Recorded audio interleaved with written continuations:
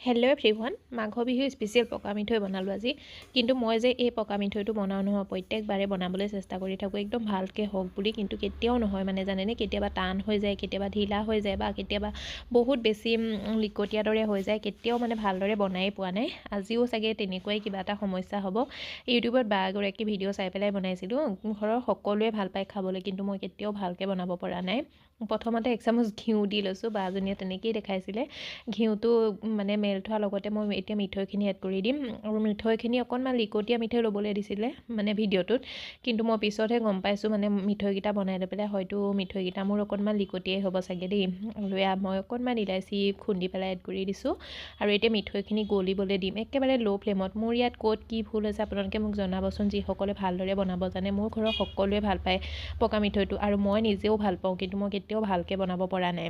আৰু বাগৰাকীয়ে দেখুওৱা মতেই মই মিঠৈখিনি একদম ধুনীয়াকৈ পাকটো উঠাই ল'লোঁ।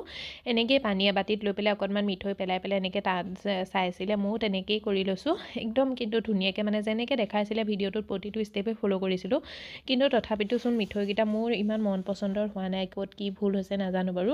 মানে দেখিবলৈতো বহুত বেছি ধুনীয়া লাগিছে মিঠৈকেইটা, কিন্তু পিছলৈহে চিন। আৰু আজি বনাইছোঁ, কাইলৈহে চিন। আৰু মানে এতিয়ালৈকেতো বাৰু ঠিকেই আছে, কাইলৈ কি হয়। আৰু এতিয়া মই পিঠাগুড়িখিনিও এড কৰি দিম।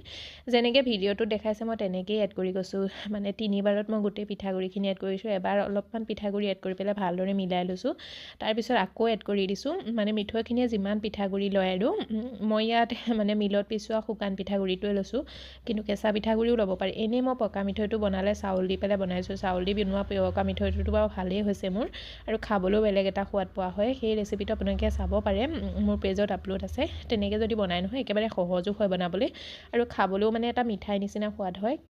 কিন্তু বিহু স্পেচিয়েল বুলি ক'লে আমাৰ পৰম্পৰাগত যোনটো পকা মিঠৈ হয় নহয়, সেই পকা মিঠৈটোতো পিঠাগুড়ি দিয়ে বনোৱা হয় নহয় জানো। কিন্তু ভালদৰে কেতিয়াও বনাব পৰা নাই। মানে কেতিয়াবাতো টান হৈ যায়, কেতিয়াবা লিকটীয়া হৈ যায়, কেতিয়াবা একেবাৰে কোমল হৈ যায়। মানে দিয়াৰ লগতে মুখত দিয়াৰ লগতে ভাঙি যায়, তেনেকুৱা আৰু ঠিক তেনেধৰণে হৈ যায়।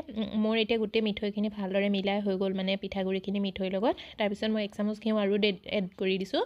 ঘিউ এড কৰি পেলাই ভালদৰে মিলাই ল'লোঁ। এইখিনিলৈকেতো ঠিকেই আছিলে। ভাবিছিলোঁ লাড়ুকেইটা বহুত বেছি ধুনীয়া হ'ব, আৰু দেখিবলৈও ধুনীয়া লাগিছে, আৰু বান্ধিবলৈও ধুনীয়া সহজ হৈছে। লাড়ুকেইটা মই গোল গোলকৈ বনাই ল'লোঁ। নিজৰ হিচাপ অনুসৰিয়ে বনাব পাৰে লাড়ুকেইটা, ডাঙৰ সৰু ঠিক তেনেধৰণে যেনেকৈ ভিডিঅ'ত দেখাইছে নহয় তেনেকৈয়ে মই বনাই ল'লোঁ।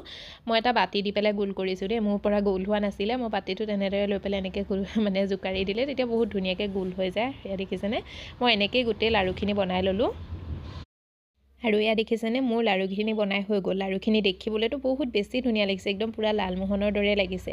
কিন্তু যেনেকৈ লাড়ুকেইটা ঠাণ্ডা হৈ গৈ আছে, তেনেকৈ অকণমান টান হৈ গৈ আছে। এনেকুৱা লাগিছে লাড়ুকেইটা বহুত বেছি টান হৈ যাব নেকি, নাজানো, আৰু কালিলৈহে গম পাম দেই।